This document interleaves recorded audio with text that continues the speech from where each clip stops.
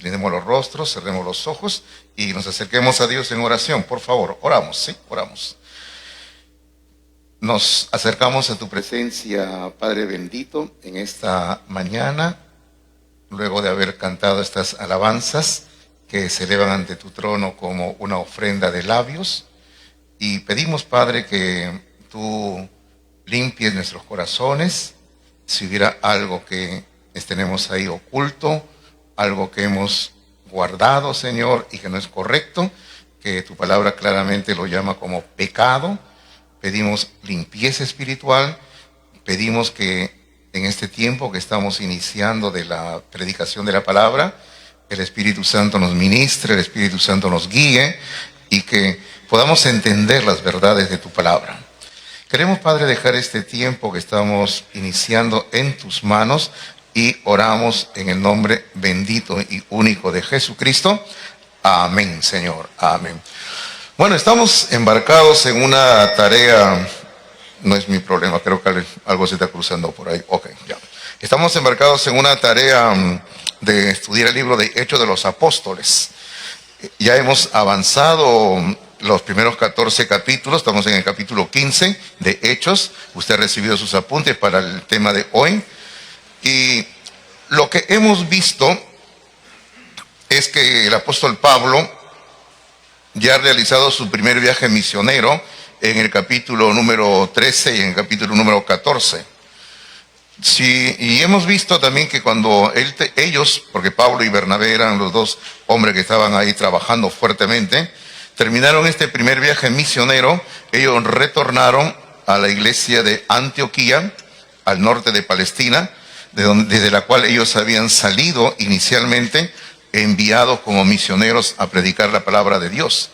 Y estábamos viendo que eso es lo correcto siempre. Uno tiene que estar sujeto a una iglesia local.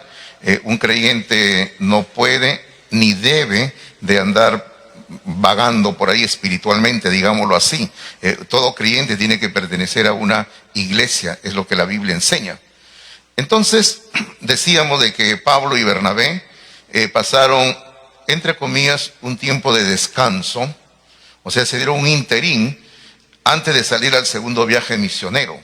El segundo viaje misionero se inicia casi ya terminando el capítulo 15 de Hechos. En el versículo 36 en adelante, en el capítulo 15 usted puede ver que dice segundo viaje misionero, y ahí se inicia este segundo viaje misionero del apóstol Pablo, yendo a otros lugares a predicar la palabra del Señor. Pero en este espacio de tiempo, en este periodo que yo le decía de descanso, cuando llega a Antioquía y antes de salir al segundo viaje misionero, más o menos pasan como 2 años, donde ellos están trabajando arduamente en la obra del Señor ahí en la iglesia de Antioquía. Y cuando están ahí trabajando en la iglesia de Antioquía, según lo que se nos narra en el capítulo 15 de Hechos, y que la semana pasada ya hemos visto este punto, surgió una controversia en cuanto a la salvación. La controversia era sencillamente la que hemos colocado en sus apuntes, para recordar lo que hicimos la semana pasada. Usted puede ver en sus apuntes que dice cuál es la controversia o el desacuerdo, le llamamos ahí, de que básicamente se estaba enseñando que para poder ser salvos, una persona tenía que tener fe, y ahí dice fe más obras, y que esto daba como producto la salvación en el ser humano. Bueno, eso lo estudiamos el domingo pasado, porque del versículo 1 al 5, capítulo 15, que vamos a leer rápidamente, de capítulo 15, versículo 1 al 5, de Hechos, dice así: entonces algunos que venían de Judea enseñaban a los hermanos: si no os circuncidáis conforme al rito de Moisés, no podéis ser salvos. Ahí está, obras. ¿Quieres ser salvo? Entonces tienes que ser circuncidado. Luego en el versículo número 2 dice: como Pablo y Bernabé tuviesen una discusión y contienda no pequeña con ellos, se dispuso que subiesen Pablo y Bernabé a Jerusalén y algunos otros de ellos a los apóstoles y a los ancianos para tratar esta cuestión. Ellos pues, habiendo sido encaminados por la iglesia, pasaron por Fenicia y Samaria contando la conversión de los gentiles y causaban gran gozo a todos los hermanos. Y llegados a Jerusalén fueron recibidos por la iglesia y los apóstoles y los ancianos y refirieron todas las cosas que Dios había hecho con ellos. Pero algunos de la secta de los fariseos que habían creído se levantaron diciendo: es necesario circuncidarlos, y no solamente circuncidarse para ser salvos, sino, luego dicen en el mismo versículo 5, y mandarles que guarden la ley de Moisés. O sea, lo que vimos la semana pasada, recuerden ustedes dos preguntas, vimos, ¿no? Dos preguntas en la cual giró nuestro tema, ¿no? ¿Qué se necesita o cómo se consigue la salvación? Y luego vimos una segunda pregunta, es ¿cómo se mantiene la salvación? Bueno, lo que estaban enseñando estas personas era sencillamente, ¿no? ¿Quieres ser salvo? Tienes que circuncidarte. Bueno, ¿ya eres salvo? ¿Ya te circuncidaste? Sí. Entonces ahora guarda la ley de Moisés. Sencillamente, como hace un momento hemos dicho, y vuelvo a repetir, usted lo tiene en sus apuntes, donde lo hemos resumido en una suma, ¿verdad? Fe más obras igual salvación. Esa es la enseñanza que se estaba dando en ese tiempo. Ahora, recordemos nosotros, y aquí es necesario quizás hacer un poquito de historia, un poquito referirnos a lo que ha ocurrido fuera de la palabra de Dios. Recordemos nosotros que en ese momento, en particular cuando se da este concilio, bueno, acá en la Biblia le he puesto por título el concilio, pero en el mismo texto sagrado nunca se le llama concilio. Pero en este concilio que se da, hasta este momento no se había escrito los libros del Nuevo Testamento. Todavía no estaba escrita la palabra de Dios del Nuevo Testamento. El Antiguo Testamento ya mucho tiempo atrás había sido escrito, pero todavía no estaban escritos los libros del Nuevo Testamento. Es por eso que se dio una reunión para debatir un tema y que ellos puedan llegar a una conclusión. Ahora, de ahí en adelante surgieron todavía otros temas, otras discusiones en los siguientes años.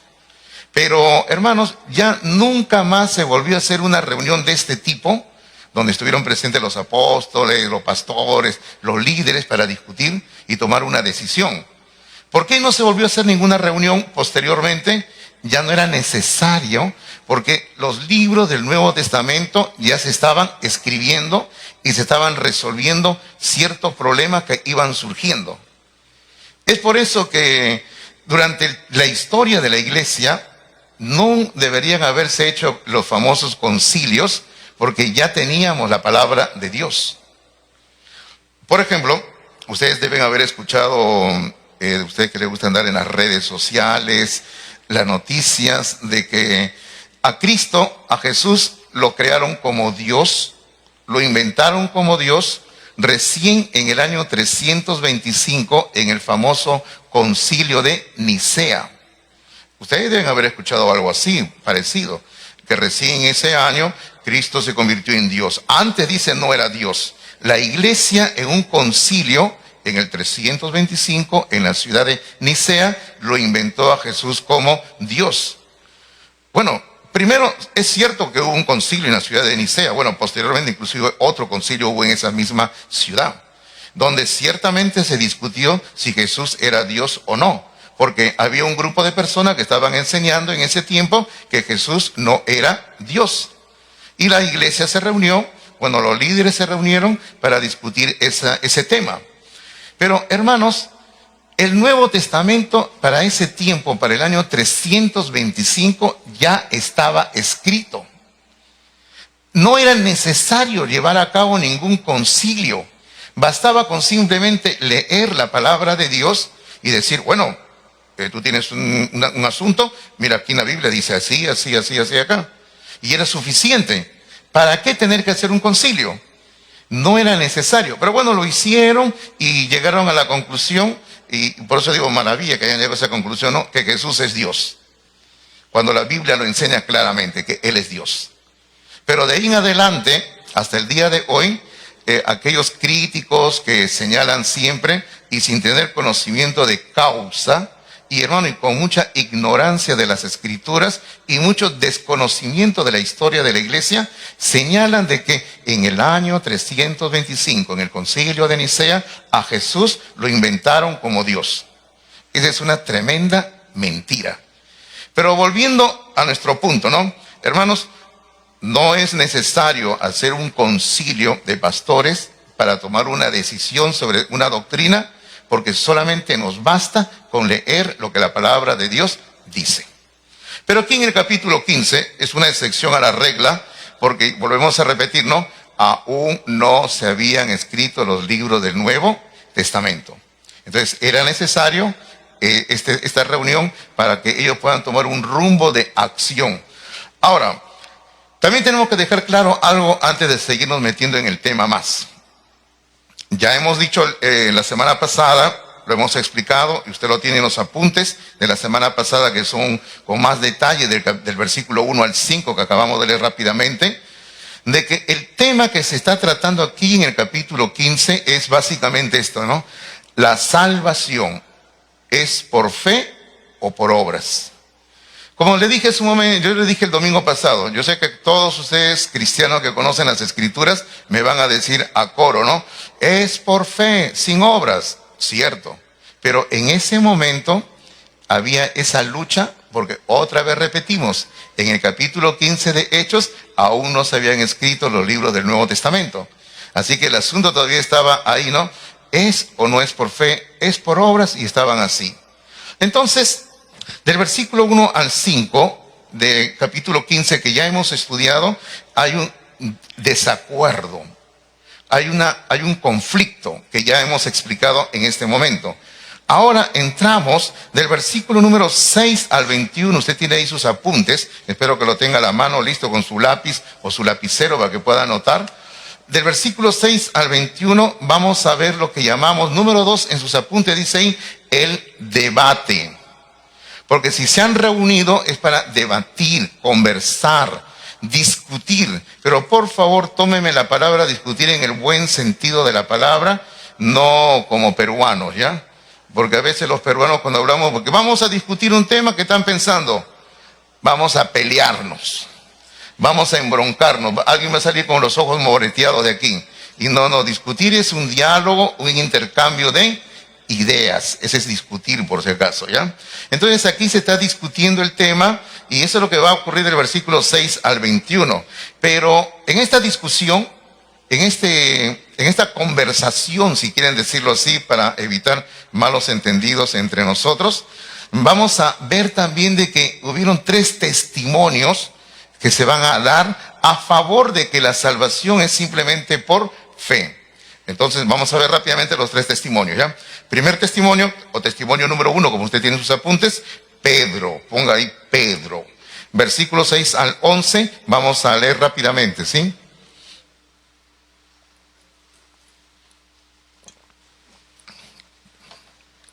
Versículo número 6 al 11, vemos que dice así: y se reunieron los apóstoles y los ancianos para conocer de este asunto.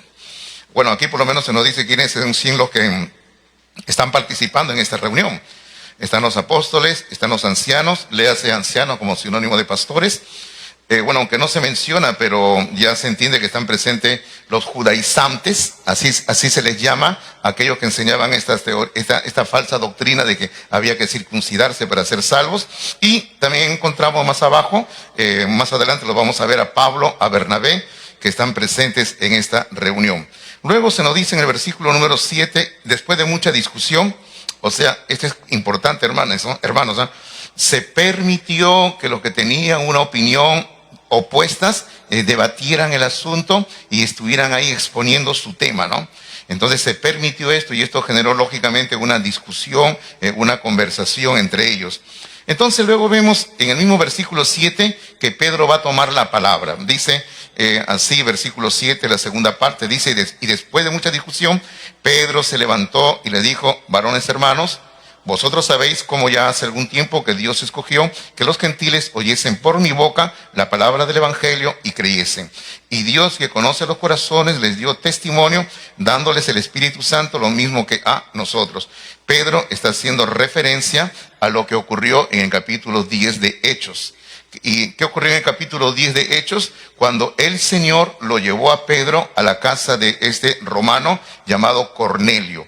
Esto había ocurrido más o menos unos 6 años antes. Mire usted cómo pasan los años, ¿eh? Estamos en el capítulo 15, el capítulo 10 está a una distancia más o menos de 6 años. A eso se refiere Pedro cuando está hablando aquí de lo que Dios había hecho a través de él con los gentiles.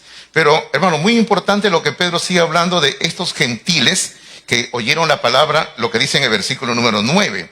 En el versículo 9 dice, y ninguna diferencia hizo, o sea, Dios hizo, entre nosotros y ellos. ¿Quiénes son ellos? Los gentiles. O sea, nosotros los judíos y los gentiles. Dice, ¿y cuál es la no diferencia que hizo Dios? Las últimas palabras del versículo número 9 dice, purificando por la fe sus corazones. Hermano, a nosotros nos puede parecer una expresión muy simple, lo que Pedro está aquí diciendo, pero era una expresión clave en lo que Pedro estaba hablando. Porque los judíos en ese tiempo pensaban que para que una persona sea purificada tenía que pasar por una serie de obras, circuncisión, bautismo en agua, como nosotros lo entendemos, y hermanos, y una serie de ritos judíos.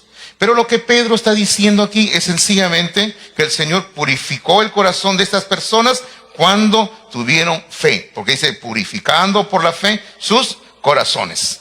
O sea, lo que Pedro está diciendo ya, Dios los limpió de sus pecados simplemente cuando creyeron. Dios los limpió de sus pecados simplemente cuando tuvieron fe, nada más.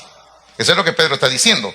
Ahora, versículo 10, sigue hablando Pedro, dice, ahora pues, ¿por qué tentáis a Dios poniendo sobre la cerviz, o sea, sobre la cabeza, el lomo de los discípulos, un yugo que ni nuestros padres ni nosotros hemos podido llevar? O sea, ¿quién ha podido cumplir con la ley? Dice Pedro.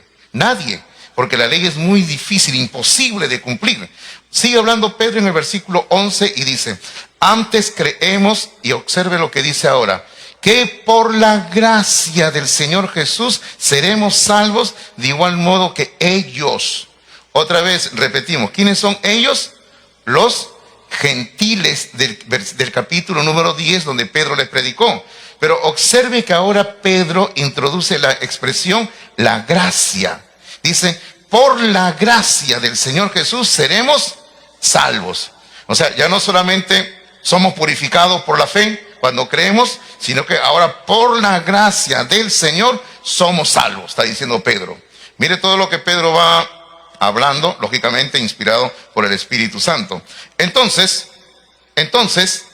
podemos ir armando un pensamiento de lo que Pedro está diciendo aquí, y lo siguiente: la salvación es por gracia, por medio de la fe, sin obras. ¿No le parece un versículo conocido? Sí le parece, ¿verdad? En Efesios capítulo 2. Pero eso es lo que Pedro está diciendo, que la salvación es por gracia, por medio de la fe, sin obras. Así que este es el primer testimonio que se da en esta reunión allí en Jerusalén. Ahora, segundo testimonio, que es mucho más breve porque a inicio del capítulo 15 ellos han estado discutiendo el tema. El segundo testimonio, Pablo, si quiere póngale, y Bernabé si quiere póngale ahí, pero Pablo es suficiente con colocar. Pablo era un misionero, como todos sabemos, y ahora está en la reunión. Y solo en el versículo 12 se resume lo que Pablo habla. Dice así: entonces toda la multitud cayó, o sea, todos los que estaban ahí presentes, fíjense, toda la multitud, el asunto era grande, bastantes se habían reunido. Dice, toda la multitud cayó y oyeron a Bernabé y a Pablo. Hermanos, están en una asamblea de miembros de la iglesia ahí, porque esta es la multitud, ¿no? Dice que oyeron a Bernabé y a Pablo, que contaban cuán grandes señales y maravillas, o sea, está hablando de los milagros, había hecho Dios por medio de ellos entre los gentiles. Ahora, como usted puede ver, solo en este versículo se nos dice que Pablo y Bernabé hablaron.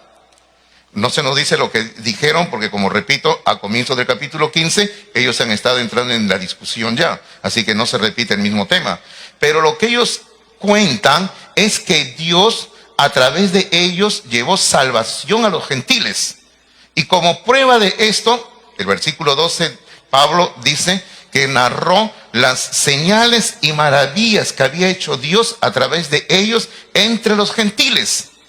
Hermano, esa era la prueba definitiva de que Dios estaba dando conformidad y Dios estaba aprobando la enseñanza de Pablo y de Bernabé.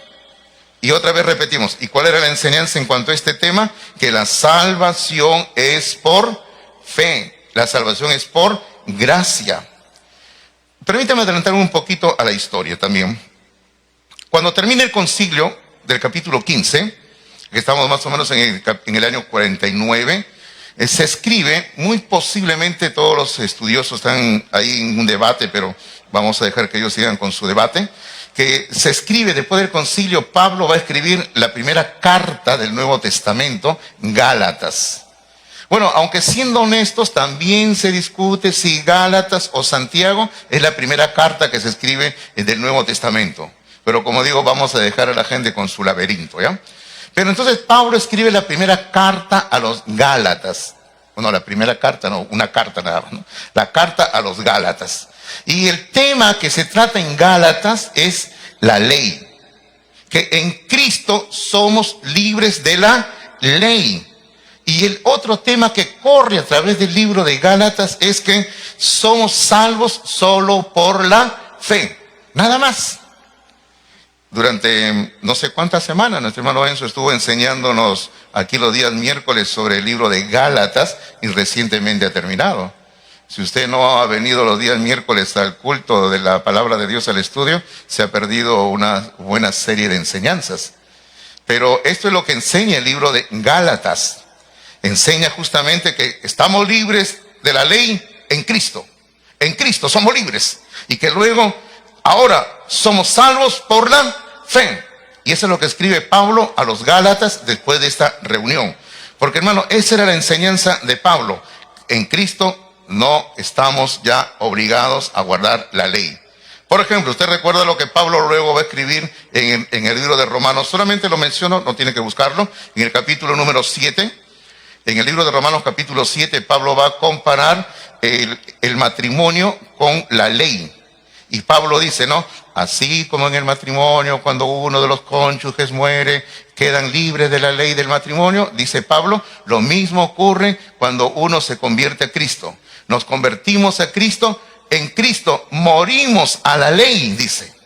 O sea, en Cristo ya estamos muertos a la ley. Y Pablo dice ahí en Romanos 7 que ya la ley de Moisés no tiene ningún efecto sobre nosotros, porque hemos muerto en Cristo a la ley. Así que, hermanos, no estamos obligados a la circuncisión, no estamos obligados a guardar el día sábado, no estamos obligados a comer ciertos ritos, ciertas comidas que los judíos comen o guardan. Hermanos, estamos libres en Cristo, no estamos obligados a guardar la ley. Bueno, ahora viene el testimonio número 3, porque ya hemos visto que el primer testimonio es Pedro, el segundo es Pablo y el tercer testimonio es Jacobo. Bueno, ¿y quién es este Jacobo?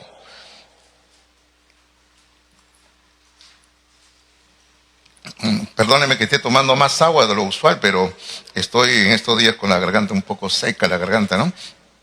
Bueno, y como mañana es día del maestro, supongo que la administradora de la iglesia nos llevará a Pastor Martín a algún buen lugar, pues, ¿no? Mínimo, ¿sí o no?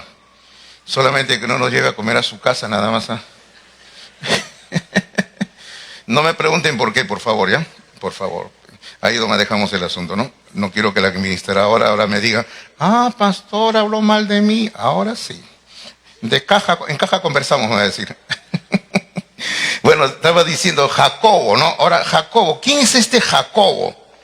Bueno, le quiero decir quién es este Jacobo que se nos va a mencionar a partir del versículo número 13. A partir del versículo 13 dice, y cuando ellos callaron, Jacobo respondió diciendo, varones hermanos, oídme, oigan.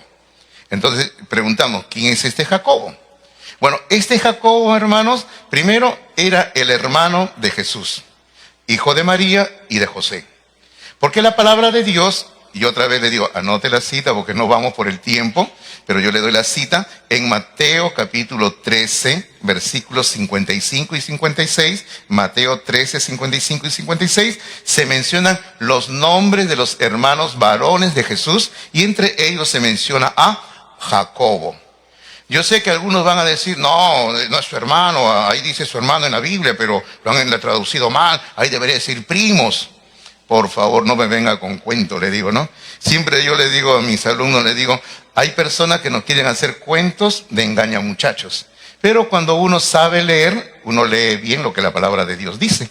Y la palabra de Dios dice tanto en castellano como en griego, hermanos. La palabra que se utiliza en griego es adelphos o adelphoi en plural, ¿ya?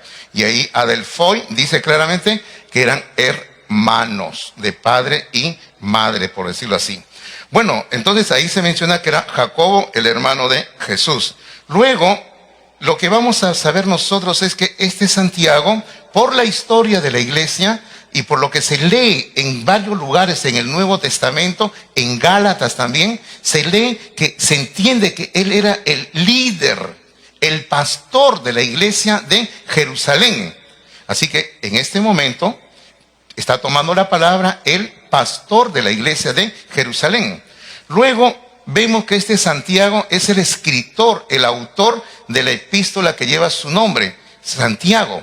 En inglés, por ejemplo, se llama James, ¿verdad? Jacobo. Pero es Santiago, este autor el que escribe la epístola de Santiago. Finalmente, este Santiago que estamos hablando murió como mártir, tuvo una muerte como mártir en el año 62 después de Cristo. Miren, estamos en el año 49, en el año 62, él tuvo una muerte muy trágica como mártir, como siervo de Jesucristo. Él prefirió que lo maten antes de negar a Cristo. Y eso fue lo que él hizo a favor de la obra de Dios. Podríamos hablar más de Santiago, de Jacobo, pero nos vamos a meter a otro tema. Pero este Santiago, hermanos, es el pastor de la iglesia y está ya ahora tomando, como quien dice, ha oído, ha escuchado a los judaizantes lo que están diciendo que hay que guardar la ley, hay que circuncidarse. Luego escuchó a Pedro, luego escuchado a Pablo. Entonces, todos ahora lo miran al pastor. A ver, ¿qué va a decir él? Pastor, ¿qué vamos a hacer? Entonces, Jacobo, vuelvo a repetir, bajo la guía del Espíritu Santo, y ojo hermanos, Jacobo en ningún momento va a decir, bueno hermanos, hemos escuchado el debate, ahora vamos a someterlo a votación a ver qué dice la iglesia, democracia. Bueno, eso no existe en la Biblia, por si acaso. Nosotros somos los que hemos metido ese cuento de la democracia en la iglesia, ¿no? No hay, en ningún momento en el capítulo 15 hay de que diga, vamos a someter a votación, cuántos a favor, cuántos en contra. No, se discutió un tema, se ha orado y ahora todos miran al pastor como quien dice, a ver pastor, ¿qué dices tú, no? Eso es lo que va a hacer Jacobo. Versículo número 13 dice, y cuando ellos callaron, Jacobo respondió diciendo, varones hermanos, óiganme, dice. Versículo 14. Simón, o sea Pedro, ha contado cómo Dios visitó por primera vez a los gentiles para tomar de ellos pueblo para su nombre. Qué precioso. Y el pastor está diciendo, Dios ha visitado a los gentiles y está tomando pueblo para su nombre. O sea, los gentiles que se convierten son pueblo de Dios, dice. Hermano, porque en ese tiempo los judíos pensaban que para que una persona gentil sea parte del pueblo de Dios, tenía que circuncidarse. Y eso, por eso las personas, los hombres, las mujeres, iban a Jerusalén para someterse a ritos de la ley judía. Y así estaban actuando. Por ejemplo, ustedes recuerdan a este moreno que aparece en el capítulo, si no me equivoco, 7 de Hechos, ¿verdad? Cuando se habla del eunuco etíope, este hombre estaba en Jerusalén porque se había convertido al judaísmo para pasar una serie de ritos y ser considerado un judío, parte del pueblo de Dios. Pero lo que aquí Jacobo está diciendo es, Dios ha visitado a los gentiles, no han pasado por ningún rito, pero ahora son, como dice en el versículo 14, pueblo para su nombre, pueblo de Dios. O sea, todo hombre, toda mujer que cree en Cristo puede llegar a ser parte del pueblo de Dios. No necesita pasar ningún rito. Eso es lo que está diciendo. Luego el versículo 15 dice, y con esto concuerdan las palabras de los profetas como está escrito, y aquí va a ser una cita del profeta Amós, dice, después de esto volveré y reedificaré el tabernáculo de David que está caído y repararé sus ruinas y lo volveré a levantar, para que el resto de los hombres busquen al Señor y todos los gentiles sobre los cuales es invocado mi nombre. Dice el Señor que hace conocer todo esto desde tiempos antiguos. Y luego, hermanos, Jacobo, como pastor de la iglesia, va a dar algunas sugerencias sobre qué se debe de hacer. Mire lo que dice, cómo comienza el versículo 19. Dice, por lo cual yo juzgo. Ok, observe eso. Hermano, por lo cual yo juzgo es una forma de hablar solamente de una persona que tiene autoridad. Entonces yo juzgo, yo llego a la siguiente conclusión, dice. Por lo cual yo juzgo, dice, que no se inquiete a los gentiles que se convierten a Dios. Punto, está diciendo, ¿no? O sea, si vienen gentiles que se convierten a Dios, no hay que obligarles que se circunciden porque no es necesario, es lo que está diciendo Jacobo. Pero versículo número 20 dice, sino que se les escriba que se aparten de las contaminaciones de los ídolos, de fornicación, de ahogado y de sangre. Bueno, es interesante lo que está sugiriendo aquí Jacobo. Jacobo está sugiriendo 4 cosas. Pero esas 4 cosas que Jacobo sugiere en el versículo número 20, hermanos, simplemente todas están relacionadas con la idolatría. Porque en aquel tiempo la idolatría era mucho más fuerte de lo que hoy en día es. Hermano, la idolatría estaba en todo nivel de la vida social de aquel entonces. En todo lugar había mucha idolatría y se manifestaba de diferentes maneras, como se habla aquí. Contaminaciones de los ídolos, fornicación, sexo en la idolatría, ahogado y sangre. Se sacrificaban animales y se tenían que comer animales ahí con su sangre en la idolatría. Eso es lo que está diciendo Jacobo. Hay que decirle que no tengan nada que ver con la idolatría a los gentiles que se convierten a Cristo. Ahora, ¿cuál es la razón? ¿Cuál es la razón por la cual Jacobo dice esto? ¿Es para que los gentiles sean salvos? No. O sea, no es que ellos tenían que dejar estas cosas que se mencionan en el versículo 20, que son 4, como hemos dicho, no era que tenían que dejar de hacer estas cosas para ser salvos. Ahora, tampoco se trata de que para mantener la salvación tenían que hacer estas cosas. Porque cuando una persona ya es salva, o sea, cuando estamos hablando de una persona que es salvo de veras, no necesita hacer algo para mantener la salvación. Es como lo que yo le decía la semana pasada. Cuando usted nace dentro de una familia y tiene usted el apellido de esa familia, usted siempre será parte de esa familia. Aunque usted no quiera, va a ser siempre parte de esa familia, ¿verdad? ¿Por qué? Porque tiene el apellido y muchas veces siempre va a tener características físicas, ¿no? La cara del papá, la cara de la mamá, si no sacó la cara del papá, de la mamá, del abuelo, de la abuela, de alguien tiene, ¿verdad? Y siempre cuando alguien te vea por ahí va a decir, ay, ¿cuánto te pareces a tu papá? Te va a decir, no, ¿cuánto te pareces a tu mamá? ¿Cuánto te pareces a la abuela, al abuelo, no? Así que uno cuando nace dentro de una familia, ya estás dentro de la familia para siempre. Entonces lo mismo ocurre cuando uno es salvo en Cristo Jesús, estás dentro de la familia de Dios para siempre. Y no tengo que hacer nada de obras para mantenerme salvo, porque ya soy salvo por la gracia de Dios. Pero viene el asunto, ¿no? ¿Pero por qué? Entonces Jacobo dice que los cristianos gentiles tienen que hacer estas cosas. Bueno, si usted lee cómo comienza el versículo 21, va a entender. El versículo 21 dice, ahí está la razón, porque Moisés desde tiempos antiguos tiene en cada ciudad quien lo predique en las sinagogas, donde es leído cada día de reposo. ¿Qué es lo que está diciendo Jacobo? Jacobo está diciendo la razón por la cual los cristianos gentiles deben de abstenerse de estas 4 cosas que ha mencionado en el versículo 20, es porque en todo lugar hay judíos. Y nosotros como creyentes queremos ganarlos para Cristo a los judíos.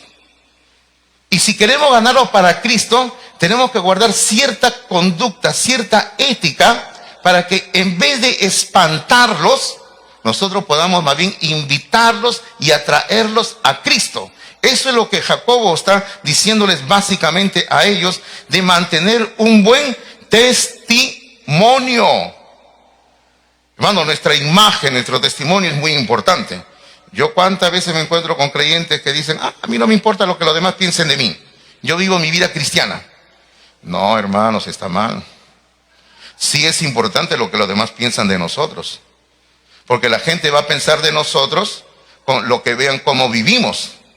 Y si usted vive una mala vida cristiana, la gente va a pensar mal de usted y va a pensar mal del evangelio. Pero si usted vive una vida honesta, transparente, con un buen testimonio, bueno, siga adelante. Y si la gente a pesar de eso piensa mal, es asunto de ellos. Pero no se trata de que usted va a vivir como sea y no le interesa lo que piensan los demás de usted. El creyente tiene que guardar una buena imagen, una buena conducta si quiere ganar a los demás para Cristo. Porque si usted va a estar pecando con las personas lo mismo que ellos pecan, ¿cómo los va a ganar para Cristo? La gente tiene que ver una diferencia en nosotros. Entonces eso es lo que Jacobo les está diciendo. El creyente tiene que hacer esto, dejar de hacer esto, porque en todo lugar hay judíos y queremos ganarlo para Cristo. Ahora, terminando esa partecita de los testimonios, usted ve que en sus apuntes hay otra suma que está incompleta. La suma que está a inicio, en la parte superior, donde dice fe más obra, salvación, eso es lo que estaban enseñando los falsos maestros. Ahora, ¿qué pondríamos nosotros en esta otra suma? A ver, ¿qué pondríamos? Porque ahí le falta una palabra. ¿Qué le pondrían, hermanos? A ver, a la fe, ¿qué hay que sumarle para ser salvos? Como siempre digo, esto parece asamblea de miembros porque no les entiendo lo que hablan. Por un pan con chicharrón. Ahorita se lanzan algunos. ¿Nadie quiere? Un pan con relleno. Fe más gracia. No. Vamos a hacer algo interesante. Yo sé que ustedes tienen razón, porque podríamos, por ejemplo, podríamos colocar gracia, la fe, más creer también podríamos colocar, ¿sí o no? Creer, podríamos colocar. Todavía no le digo que coloque algo. Podríamos colocar, hay varias alternativas. Pero estamos hablando de obras, ¿no? Porque la enseñanza falsa dice, tienes que hacer esto más la fe para que seas salvo. Pero la enseñanza bíblica, la enseñanza verdadera, es así: fe más nada. Ahí póngale la palabra nada. Fe más nada. Claro, yo entiendo, como digo, ¿no?, que tenemos que creer en Cristo, la gracia de Dios, y bueno, vamos a abrir el corazón, nos entregamos a Cristo, le pedimos por fe que venga a nuestro corazón en la oración, es cierto, ¿no? Pero ¿qué tenemos que hacer para ser salvos aparte de la fe? Nada. Por eso, fe más nada igual salvación. Porque ¿quién hizo todo, hermanos, ya? Cristo. Si usted va a Colosenses, y como le digo, si va, pero no lo busque ahora, como siempre le digo, no, pero le doy el pasaje. Si usted va a Colosenses capítulo 2, usted encuentra claramente que Colosenses capítulo 2 nos enseña de que Cristo ya lo hizo todo en la cruz. Todo lo hizo Jesucristo. Y que nosotros solamente tenemos que apropiarnos de lo que Cristo hizo, nada más. Entonces, fe más nada. Ok, vamos rápidamente a la tercera parte del capítulo 15. Bueno, lo que estamos viendo del capítulo 15, porque el tiempo está corriendo y queremos terminar. Entonces, ya hemos visto en la primera parte de este capítulo 15 que hubo un desacuerdo, un debate, y luego, la segunda parte es el debate, y ahora en la parte número 3 es la decisión. Porque Jacobo ha presentado una posibilidad de lo que se tiene que hacer, entonces ahora la decisión, ¿ya? Se llega entonces a una conclusión.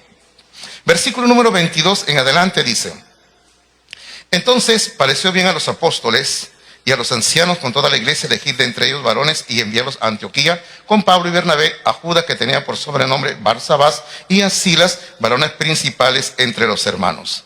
Y escribir por conducto de ellos, o sea, esta es la carta que van a enviar, los apóstoles y los ancianos y los hermanos, a los hermanos de entre los gentiles que están en Antioquía, en Siria y en Cilicia, salud, o sea, los está saludando. Ya, versículo 24 dice: por cuanto hemos oído que algunos que han salido de nosotros, a los cuales, fíjense, no les dieron orden, os han inquietado con palabras, perturbando vuestras almas, mandando circuncidaros y guardar la ley. O sea, estas personas estaban enseñando algo que los cristianos de Jerusalén no habían autorizado. Sencillamente estaba diciendo ellos están enseñando lo que quieren. No están enseñando lo que nosotros enseñamos. Versículo 25. Nos ha parecido bien, habiendo llegado a un acuerdo, elegir varones y enviarlos a vosotros con nuestros amados Bernabé y Pablo, hombres que han expuesto su vida por el nombre de nuestro Señor Jesucristo. Así que enviamos a Judas y a Silas, los cuales también de palabra os harán saber lo mismo. Así que se envía una carta, y se envía por lo menos 4 varones, se mencionan acá por nombre, que están yendo para llevar esta carta. Pero el versículo 28 y 29 va a hablar un tema muy importante que hemos tocado, y usted lo tiene en sus apuntes, debajo del número 3 dice, letra A, dice cosas necesarias, ¿ya? Ahí ponga cosas necesarias. ¿Qué ocurre en el versículo 28-29? Bueno, primero empecemos como el cangrejo. Vamos al versículo 29 y luego regresamos al 28, ¿ya? En el versículo 29 va a repetir lo mismo que ya hemos leído hace un momento. Versículo 29 dice, que os abstengáis de lo sacrificado a ídolos, de sangre, de ahogado y de fornicación, de los cuales cosas si os guardareis, bien haréis, pasadlo bien. Como yo ya les dije hace un rato, estos son algunas cosas que se estaban hablando, y todo está relacionado con la idolatría. Porque hermanos, no es algo que se vuelve a repetir en el Nuevo Testamento en cuanto, por ejemplo, la sangre, porque siempre hay este debate de la sangre, ¿no? ¿Se debe de comer relleno o no se debe de comer relleno? Bueno, en lo personal, mi relleno me gusta, por si acaso, ¿ya? Pero algunos siempre andan debatiendo, ¿se debe comer relleno o no? Y andan, como Cristo dijo, ¿no? Se comen el camello y dejan a un lado lo más pequeñito, ¿no? Entonces, algunos andan así, pero y toman este pasaje donde se está diciendo en cuanto a la sangre. Pero hermanos, si hubiera sido una regla que el creyente hoy en día no debe de comer sangre, por ejemplo, entonces se hubiera repetido también en 1 o 2 lugares más en el Nuevo Testamento. Aquí solamente se está poniendo una regla, vamos a decir así, una regla, le vamos a llamar temporal, hermano, porque no se volvió a repetir en el Nuevo Testamento esta enseñanza. Ahora, si usted apela a la prohibición del Antiguo Testamento, tenga cuidado, porque si usted quiere agarrar una prohibición del Antiguo Testamento en cuanto a esto, también tiene que tomar como regla otras prohibiciones en el Nuevo Testamento, y a la larga usted se va a convertir en un judío. Entonces, por eso le digo, tiene que tener cuidado con lo que usted comienza a aceptar como una norma en su vida. Pero aquí volvemos a repetir, en este versículo 29, se está hablando de cosas que no se deberían de practicar en relación a la idolatría. Eso es lo que se está hablando. Pero ahora, en el versículo 28, viene el asunto y nos vamos a hacer la pregunta desde ya, ¿por qué son cosas necesarias? Entonces, versículo 28 dice, porque ha parecido bien al Espíritu Santo y a nosotros, fíjese lo que está diciendo, ¿eh? No es capricho nuestro, no es un capricho nuestro, dice. No es que a Pedro se le ocurrió, no es que a Pablo se le ocurrió, no es que a Jacobo se le ocurrió, sino que es algo del Espíritu Santo, dice. Dice el versículo 28, ha parecido bien al Espíritu Santo y a nosotros no imponeros ninguna carga más que estas cosas necesarias. Por eso preguntamos, ¿no? ¿Por qué son cosas necesarias? Si no tiene nada que ver con la salvación, no tiene nada que ver para mantenerse salvos. Y ya hemos dicho hace un rato, son cosas necesarias porque el creyente tiene que guardar una buena imagen ante los demás. En este caso, en el capítulo 15, ante los judíos. Porque eso es lo que hemos visto en el versículo 21. Cuando Jacobo comienza diciendo, porque en toda ciudad están los judíos. Entonces, si queremos ganar judíos para Cristo, vamos a guardar cierta ética de conducta para que nosotros evitemos que ellos se espanten y más bien queremos traerlos para Cristo. Hermano, la enseñanza de las Escrituras, por eso ahora permítame llevar un terrenito un poquito más amplio, ¿ya? Mire, la enseñanza de las Escrituras en cuanto a la comida y no la comida es un tema muy interesante. Permítame leerle un versículo, y lo leo el versículo y luego le doy la cita porque el tiempo corre. Mire, dice así, el apóstol Pablo escribió así en una de sus cartas, no destruyas la obra de Dios por causa de la comida. No destruyas la obra de Dios por causa de la comida.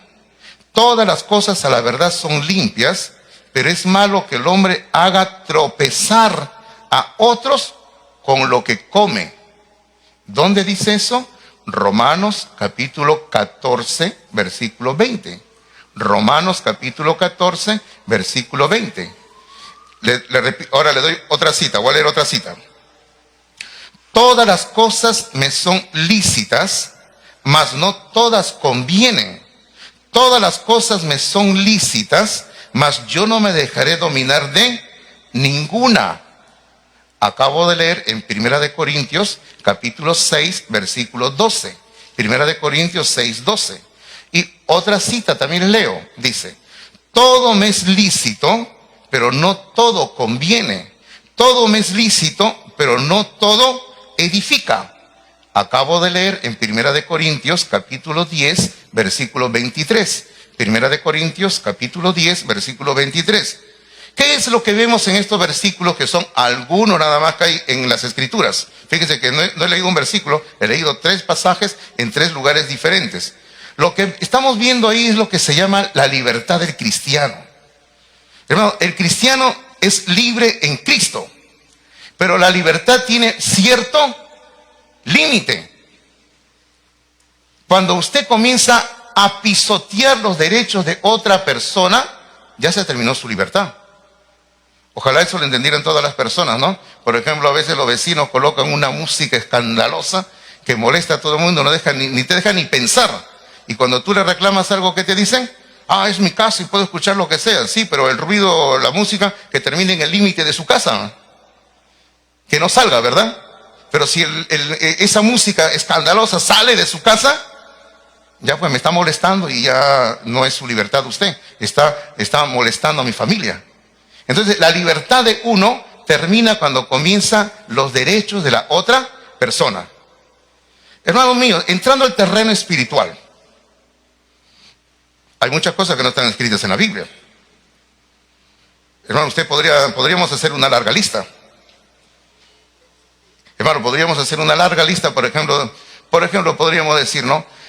La Biblia prohíbe que comamos ciertas cosas. Bueno, no hay una prohibición. El creyente es libre de comer. Bien. La Biblia prohíbe que el creyente se vista de cierta manera. No lo hay. La Biblia prohíbe que el creyente se haga un tatuaje. No lo hay.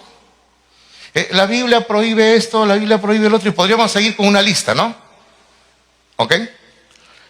Entonces yo le diría, usted tiene su libertad en Cristo. Pero si esa libertad, supongamos, tomemos el tema del tatuaje, ¿ya? Si esa libertad de hacerse un tatuaje va a ser ofensivo a sus hermanos en Cristo y va a ocasionar que otras personas, hermano, al ver a algún cristiano con un tatuaje ahí, los indiquen como, hermano, una persona de mal vivir, porque usted sabe que así se indica hoy en día. Hermano, yo evito hacerme el tatuaje por amor a mis hermanos o amor a las personas para poder ganarlos para Cristo. Claro, si usted va a pensar diciendo, pastor, pero es mi cuerpo, yo puedo hacer lo que me dé la gana. Entonces, usted no está pensando como cristiano, como cristiana. Porque el cristiano y el cristiano y la cristiana no piensa en sí mismo, sino piensa por amor a los demás. Entonces, uno tiene que entender que la libertad cristiana tiene ciertos límites, hermanos. Y siempre me preguntan acá en la iglesia, pastor, ¿y nos puede dar una lista que la iglesia tenga sobre qué está permitido hacer y qué no está permitido hacer? Hermano, no tenemos. Yo como pastor en los últimos 33 años en esta iglesia, nunca le hemos dado una lista a nadie diciéndole lo que no debes de hacer si quieres pertenecer a esta iglesia. Ahora, si vienes a esta iglesia, no hagas esto, no hagas lo otro, no. Nunca le hemos dado. ¿Por qué? Porque nosotros creemos que toda nuestra vida cristiana tiene que basarse solo en la palabra de Dios. Y si algo no está escrito en la palabra de Dios, tenemos que orar y buscar dirección del Espíritu de Dios en base a la palabra de Dios. Eso es lo que siempre hemos enseñado, ¿no? Permítame decir algo personal, ¿no? A mí siempre me preguntan, me dice, pastor, ¿usted va al cine? No, porque nunca he ido ni voy a ir, no me gusta. Pero ¿es pecado? No es pecado. Si usted sabe lo que va a ver, si usted sabe con quién va, no es pecado. Pero yo personalmente, toda mi vida cristiana desde niño siempre tuve en mi corazón, no voy a ir. Usted supiera cuántas veces me han invitado. No, vete solo, chao, fuera de acá, demonio, Satanás. ¿Ya? No me gusta. Y yo ya les decía la vez pasada en broma, le decía, el día que me muera ponen en mi lápiz, ¿no? Fernando Hidalgo tal, tal, entre paréntesis, este hombre nunca fue al cine. Pero hermano, a lo que yo quiero decir es lo siguiente, miren, si a mí no me gusta ir al cine a ver una película, yo no le voy a imponer a ustedes esa prohibición, ¿verdad? Yo no les voy a decir, si a mí no me gusta, a ustedes tampoco les tiene que gustar. Y si alguno de ustedes va al cine, cuidadito que yo me entere, van a ver, cuidadito que yo me entere, voy a sacar una correa y los voy a corretear por toda la calle. Hermano, mis preferencias no se las puedo imponer a nadie. Pero la enseñanza clara de las Escrituras, si hay algún tema, eso sí se puede establecer como ley, como norma en nuestras vidas, digámoslo así. Entonces, lo que Pedro y Jacobo y ellos están diciendo aquí es que el creyente tiene que guardar un buen testimonio, una buena imagen, si queremos ganar a otros para Cristo. Hermanos, si usted va al cine y hay personas que no son cristianos y lo ven a usted ahí, y por causa de que usted va al cine, alguna persona no quiere llegar a los pies de Cristo, ¿qué debe de hacer usted? Deje de ir al cine. Porque eso no lo va a hacer ni más ni menos a usted. Lo más importante es ganar almas para Cristo, hermanos míos. Ahora yo les voy a decir, a ver, amén. Ay, ya ven, pecadores. Les gusta su pecado, ¿no? Estaba probándolos, ¿ah? ¿Verdad? Entonces les gusta estar ustedes metidos en esa cosita, ¿no? A mí no me gusta. Entonces, lo que Pablo está diciéndonos, para ir resumiendo, Jacobo, todos ellos, es de que la salvación es por gracia, por fe en Cristo Jesús, nada más. Eso es lo que enseñan las Escrituras. Ahora, finalmente, vamos a lo último que está ahí en nuestros apuntes, ¿ya? Lo último. Dice, letra B, regresando a Antioquía, porque ahora van a regresar todos a Antioquía.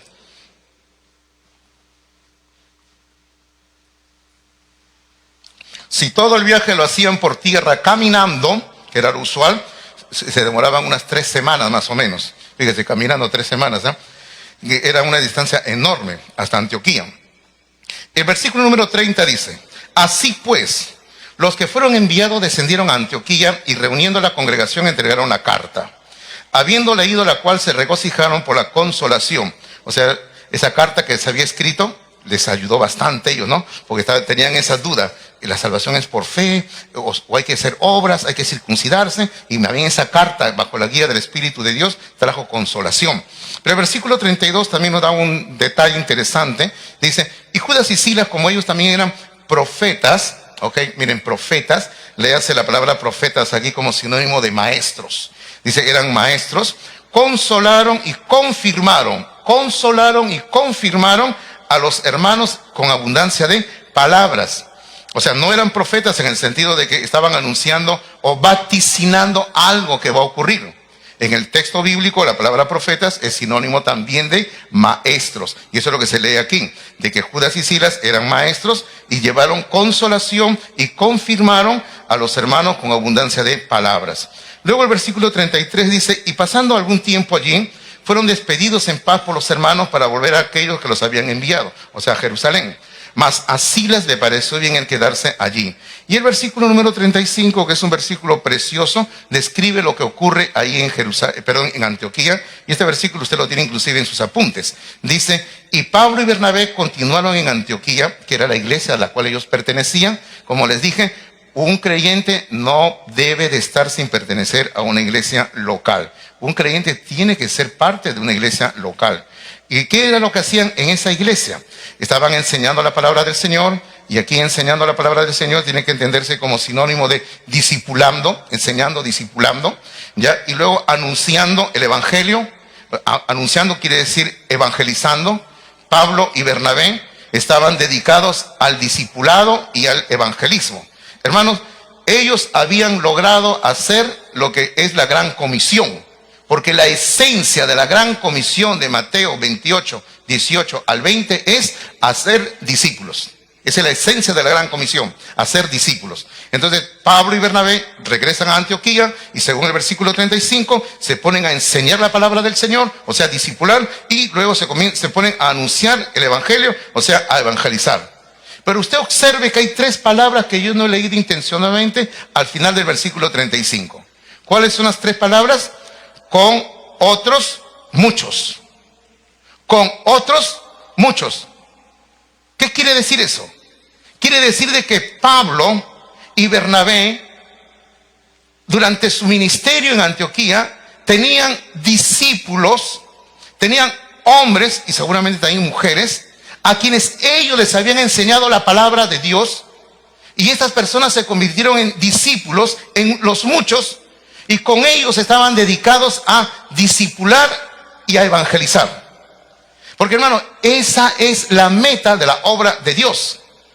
La meta de la obra de Dios es, lo primero, predicar el evangelio, ganar almas para Cristo, discipular a las personas, y luego que esas personas también hagan la obra de Dios. Como dice aquí en este versículo 35, con otros muchos.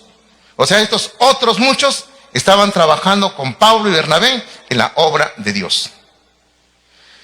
Yo quiero terminar ya esta mañana porque, como siempre digo, el tiempo me gana, el tiempo corre. Ya ha pasado casi una hora desde que comenzamos la prédica. Y solamente decirle en esta mañana, la salvación en Cristo Jesús es por fe, sin ninguna obra de la ley. No tenemos que hacer nada para mantenernos salvos. El hombre y la mujer que ha creído en Cristo, que ha creído de veras, es salvo de veras. Porque la salvación, según las Escrituras, no se pierde. Usted nunca dejará de ser hijo de Dios. Si usted ya es un hijo de Dios, si usted ya es una hija de Dios, usted nunca dejará de ser hijo o hija de Dios. Lo será para siempre. Pero ahora, ¿cuál es nuestro deber? Tener un buen testimonio para ganar a otras personas para Cristo. ¿Qué les parece si oramos? Vamos a orar, por favor. Le pido inclinar rostros, cerrar ojos, así podamos acercarnos a Dios en oración en este momento, ¿sí? Vamos a orar en este momento, por favor. Le pido que inclinamos la cabeza, cerramos los ojos y llegamos al Señor. Padre, damos gracias en esta mañana por tu palabra, porque tu palabra, Señor, es más cortante que toda espada de dos filos. Tu palabra, Señor, penetra hasta lo más íntimo de nuestro ser. Tu palabra revela cualquier asunto que esté escondido, Señor, en nuestra vida.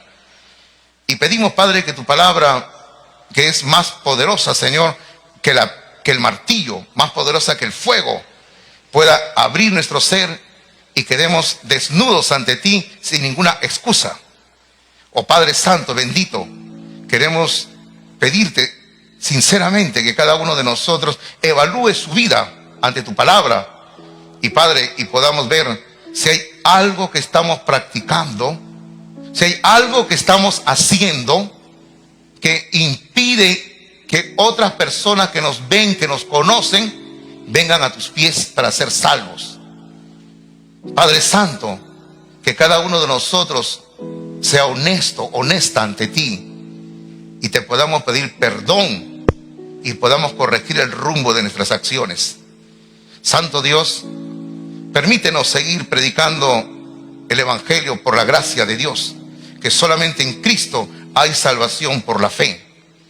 Y queremos dejar esta última parte de la reunión en tus manos, que bendigas la alabanza, que bendigas el tiempo de ofrendar, porque Señor, tú bendices al dador alegre. Bendice, Señor. Y desde ya pedimos que bendiga la prédica del segundo culto, la prédica de esta noche, que tú uses tu palabra con poder, Señor. Damos gracias y oramos en el nombre de Jesucristo. Amén, Señor. Amén. Gracias, mis hermanos. Dios les bendiga a ustedes.